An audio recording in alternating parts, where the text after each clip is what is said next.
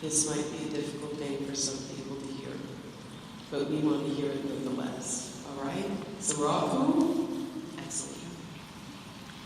So thank you for those guidelines. And so really to create a sacred space around this conversation that is so powerful and edgy and might be bringing up butterflies and on your last nerve even before we started, just thinking about it.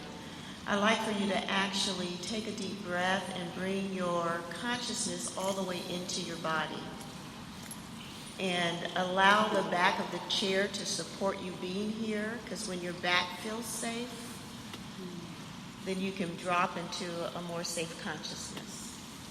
So allow the back of the chair to hold you, in a sense, your back, and know that this conversation is an important one. And for whatever reasons you're in it, you want more sex, you want less sex, you want better sex, you've been traumatized by sex, whatever the reasons are, you're safe in this room with us, and that conversation is welcome. So safety, and then I want you to move the safety from your back all the way down into your feet and ground your feet, and imagine that your feet are your safety anchors, and then from your waist up to your heart, I want you to just feel the presence of love. So many of us get sex and love confused. And so really a lot of people shy away from loving relationships because of the sexual trauma or the sexual confusion. So allow agape love, a love for yourself to come in right now, for your body, for your mind. And imagine that love is like spreading around, so we're all in it now together.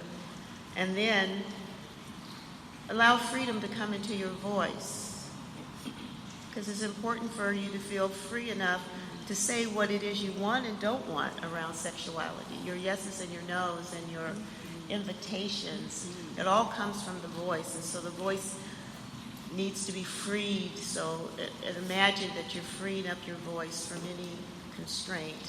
And then move up into your head and just be at peace with where you are. Be at peace with your experiences, and know you can move from wherever you are to where you want to be. And it takes feeling safe, feeling loved, and free to say what's on your heart and mind. Thank you. Thank you. Okay, so I'd like to go ahead and open this portion up to the room.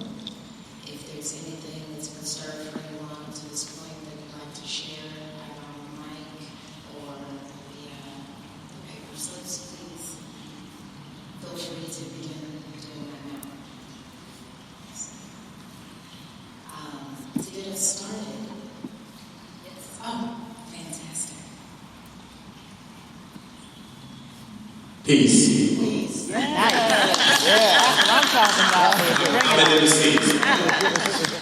This mic's very good. Coming in very hot. So my name is Thia. I'm one half of the Black Russian podcast with my wife, Mila Kalk. And we talk about all this stuff. We go deep. We've been non-monogamous for 14 years. And I've been working on the growth of conversion and having these conversations. So one of the things that we talked about, which I think we'll speak about, is what are your guys' takes on polyamory, polyandry, polygyny in the Black community? Because we have a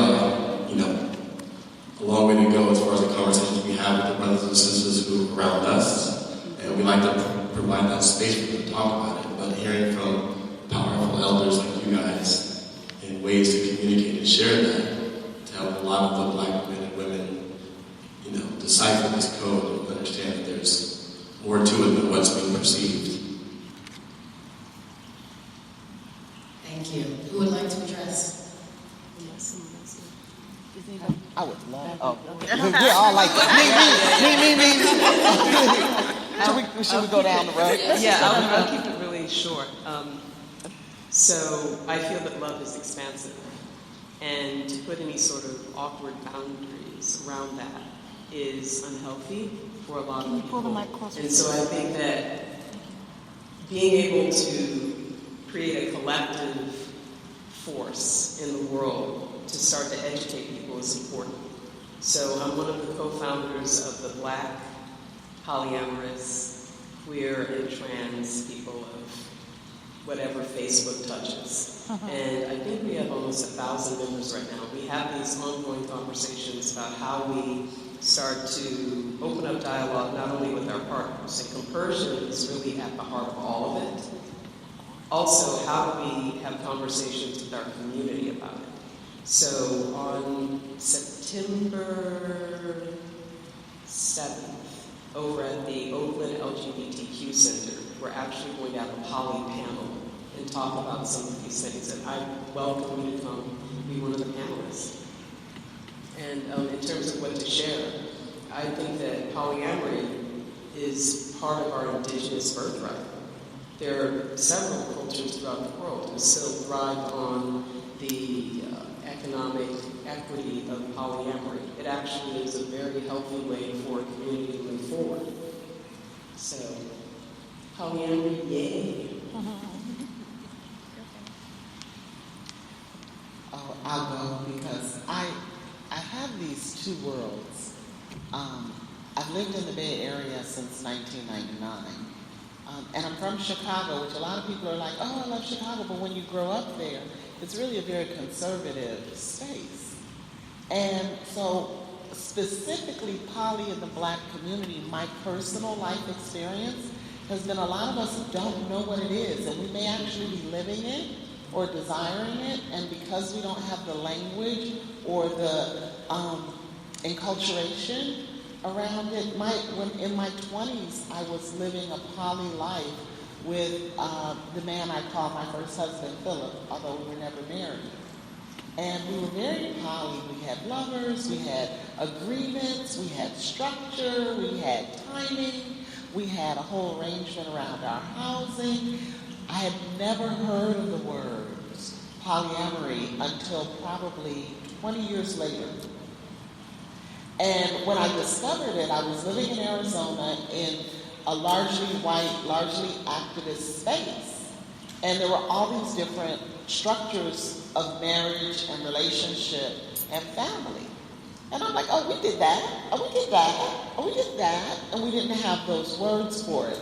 So when I hear when someone asks me about that, I'm hungry for more education in Middle America, in different communities, more of a global conversation, because we had these behaviors, but our mentality was Mormons, right? African. Like we had these poly structures that were so archaic and not what we were doing. And so that's just, I'm just excited to hear poly coming out of Black mouths more and more, because I want to speak to this whole community of behavior that has no classification, has no language to look for discussions around consent or structure. Thank you. Before we go to the next panelist, is there anyone who is uncertain around any of the terms that are being used right now? I just wanted to clarify, is this panel going to be specifically for partnerships, or is it going to be open to Black community, career, etc., or are we trying to kind of keep it streamlined? I'm sorry. Give her more reminder of what this panel is discussing. She said, is it only relationship, or is it also career and... Yeah, so we're addressing in this panel a conversation to eradicate sexual shame. So it's not about necessarily being in relationship and being comfortable with who you are in your body. This discussion is a conversation with the elders to really open up those questions that you might not normally ask in the space of sexuality and ethics. So yeah, one of the areas I look at is sexual shame in the career space, particularly with my menstrual health work. And how do we have those conversations about our biology at work and have them honored and respected and not feel bad because we can't deliver on that presentation because we're on the floor with endometriosis related cramps. So you had a question about compersion specifically, yeah? Because the word came out of your mouth, yeah. I just want to hear from you guys about it. Okay, I think compersion is an absolutely beautiful thing and a generous gift to give to your partner. Now I say that, but I also think that jealousy is a process. And I don't think jealousy is a bad word. What I think jealousy means is I care about this and I don't want it to go away.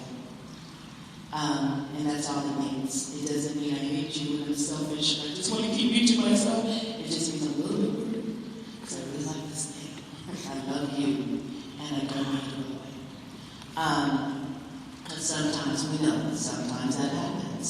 So, whereas I definitely love the idea of compersion, I know it exists. I also think we need to be gentle when a jealousy comes up. Like, not defensive, because I know a lot of poly people get really defensive. And, jealousy isn't natural. No, jealousy is natural. Talk to your partner. You're feeling this way about this, and let me reassure you. And also, if you're feeling jealousy, you kind of have to check in, like, where am I feeling inadequate? Where am I feeling like I'm not enough? And where am I feeling like there is no more life after me? Because you can't lose relationship, let's be very clear. Somebody might just have, their mattress smell just might be better than yours, or, whatever it is that attracts somebody else. And you have to know that you're enough, that if that relationship ends, you'll go on and you'll be fine, because that's like the cycle of life. That means your journey with this person has ended, and now you may begin a journey with yourself until you find another partner to have a journey with. Did I answer your question? Okay. You said a whole lot, babe. You put a whole basket out. So I was like, that wasn't what I keyed into. But, yeah, that's my answer. Yeah, so I think that the conversation is a very important conversation with people who've done their work, who are ready to explore. But if you're bringing the conversation in with people who are still trying to get married, live a certain lifestyle that they saw their parents live and they think that that's what they want. I mean, it's like, what the hell are you talking about? And so there's some mental health and some growing that we are experiencing as a culture that and on the edge of where you are and where you live, you can see that it could be beneficial, but when's the right time to bring it in? So, people who are dealing with jealousy issues, who can't even stand for their partner to sit close up to next to somebody talking about, is it all right if I sleep with them? It's ridiculous. So I think that the good thing is that we're in a place where there's all of these parallel experiences, and that there are people who are finding agape love and sharing it in the bedroom, and they're having to find time with it because they're eradicated the normal infidelity, jealousy, cheating. All of those words have to go. So they're learning a new language. So I think it's exciting that we're in a time where there are opportunities to learn a new language if that's where you're at.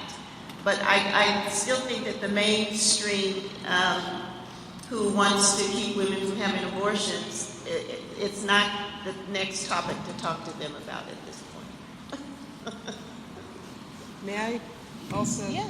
I want to thank all three of you because you're so luscious, and I appreciate that you understand what the heck polyamory is and you're willing to be so open about it.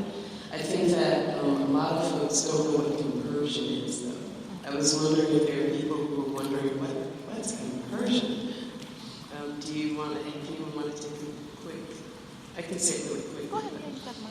So jealousy has already been raised as an emotion that we feel. I don't think that anyone has been untouched by that thought that they want something that somebody else has or that someone else is experiencing, as if somehow they have a right to possess that, right? Compersion is the release of that. And that's where the ebb and flow come